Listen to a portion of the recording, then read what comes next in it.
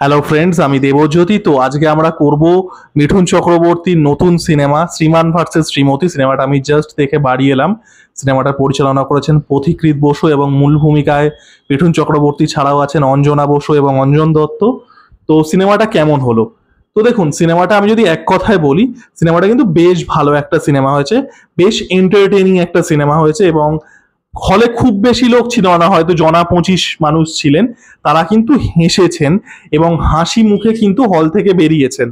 এবার এই কথাটা উঠবে বলে আমি আগেই বলে দিই, আমাকে যদি শাস্ত্রী আর শ্রীমান ভার্সেস শ্রীমতীর কম্পেয়ার করতে হয়, আমি শাস্ত্রীকেই এগিয়ে রাখবো। কিন্তু তার একটা কারণ আছে।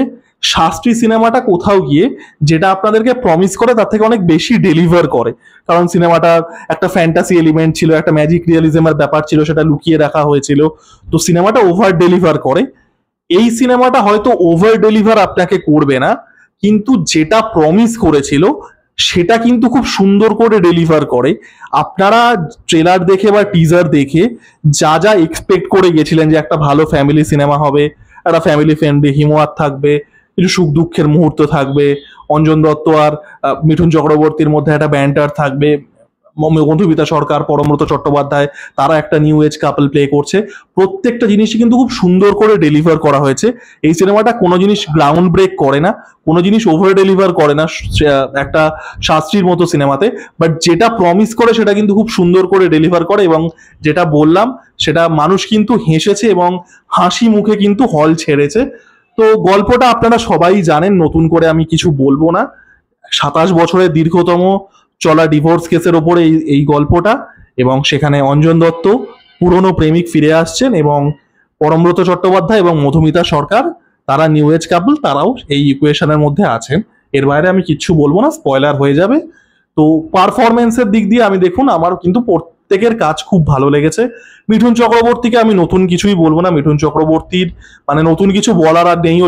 লোকটা 3টে অস্কার আছে, 400টার ওপরে সিনেমা আছে, মানে কিচ্ছু নতুন করে বলার নেই। অঞ্জনা বসুর কাজও নিজের জায়গায় ভালো।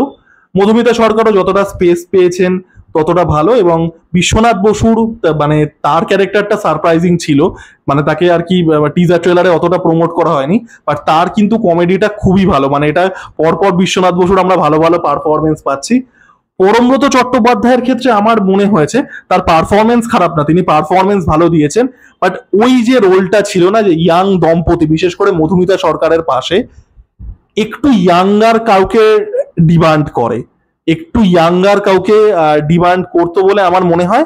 বাট পরমব্রত চ্যাটার্জি তার নিজের জায়গায় কাজ ভালো করেছেন। এবং সত্যম ভট্টাচার্য এবং রোশনি ভট্টাচার্য, তারা যারা ফ্ল্যাশব্যাকে মিঠুন চক্রবর্তী এবং অঞ্জনা বসুর মানে কম বয়সী রোলটা করেছেন, তাদের কাজও ভালো।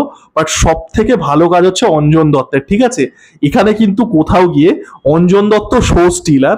এবং যেটা আমরা মানে টিজার লেভেলে বা ট্রেলার লেভেলেও সব থেকে বেশি যেটা চর্চিত হয়েছিল, যে অঞ্জন দত্ত অ্যাকশন করছে ওরকম একটা ফ্ল্যামবয়ান্ট একটা আভাতারে, যেটা আমরা অঞ্জন দত্তকে কোনোদিন দেখিনি, সেটা কিন্তু দারুণভাবে ওয়ার্ক করে।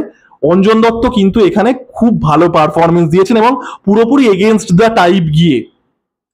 এবার অঞ্জন দত্তের সমস্যাটাই হয়, যে জন্য অঞ্জন দত্তের রিসেন্টলি কাজ ক্রিটিসাইজ হয় অ্যাজ আ ডাইরেক্টর এবং অ্যাজ আ অভিনেতা, যে তিনি মানে হি প্লেজ হিমসেলফ। আমরা অঞ্জন দত্তকে অ্যাজ আ মানুষ যেভাবে দেখি, তাকে ইন্টারভিউতে যেভাবে দেখি বা বিভিন্ন পাবলিক অ্যাপিয়ারেন্সে যেভাবে দেখি, তিনি অনস্ক্রিন সেই ক্যারেক্টারটাই প্লে করছেন।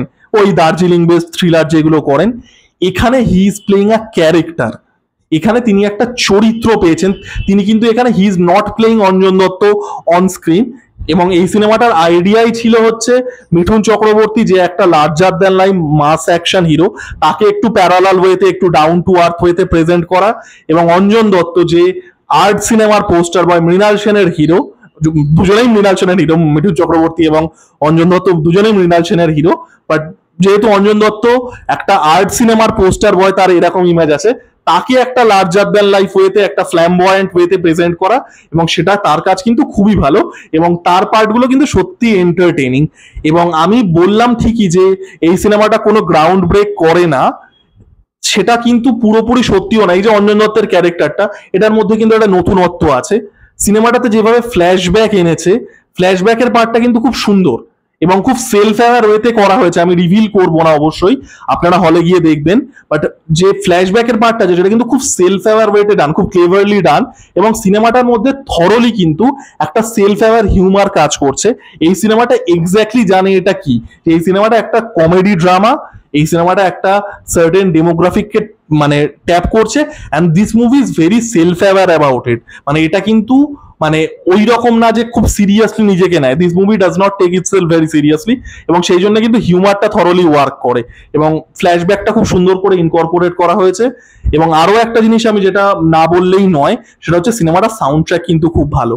আমরা গানগুলো শুনেছিলাম যেগুলো এক এক করে রিলিজ করছিল, প্রত্যেকটা ভালো, আর ভালো ভালো গায়কদের নেওয়া হয়েছে। শিলাজিৎ, অঞ্জন দত্ত নিজে গানের একজন ইনস্টিটিউশন, তো সাউন্ড ট্র্যাক খুবই ভালো সিনেমাটা, মানে মানে এটা হচ্ছে চেরি অন টপ, মানে আপনি এক্সপেক্টও করবেন না, কিন্তু এটা ভালো।